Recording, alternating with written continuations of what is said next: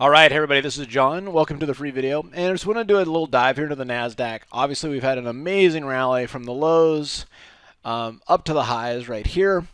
And we got pretty close to making new highs. Today we faltered. We were up we were up 200 points, and end of the day, we got back to basically break even with earnings. Microsoft reported they were up the expected move. Google reported they're down about $25 after hours. Robinhood reported they're down about $3 after hours. Texas Instruments reported they're down about $6 after hours. So it's a little quiet here.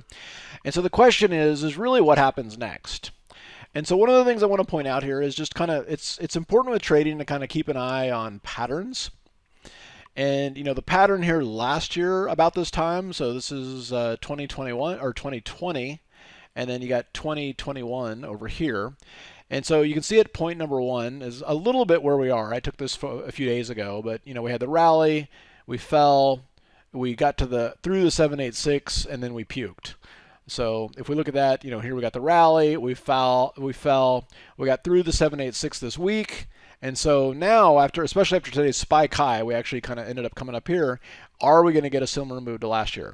I have found that these things, you know, these repeatable patterns are fairly reliable, but of course there's no guarantees there. So at the very least, what I would look at in a situation like this is be careful on the long side. We've got a put-call ratio here that is back to sell.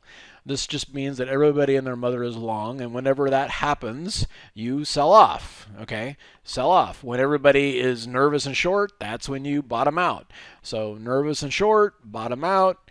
Everybody and their mother is long, pull back. So we're the very least here, I think you got to be careful on the long side, and I think there's potential here that we could even retest the lows and take out these lows. Then we get the mother of all buy signals and rally into March. So that's what I'm looking at. Shouldn't be a dull couple of weeks to say the least. You guys have a good one, and we'll see you at the next update. Hey, John here with Simpler Trading. Thanks for watching. If you enjoyed this video, comment down below and let us know what topic you want to see us cover next. Also, be sure to subscribe and click the bell icon so you can get notified when we release new videos. And if you want to watch us trade in real time using our own money, go to simplertrading.com and learn how to sign up. Good trading, and we'll see you next time.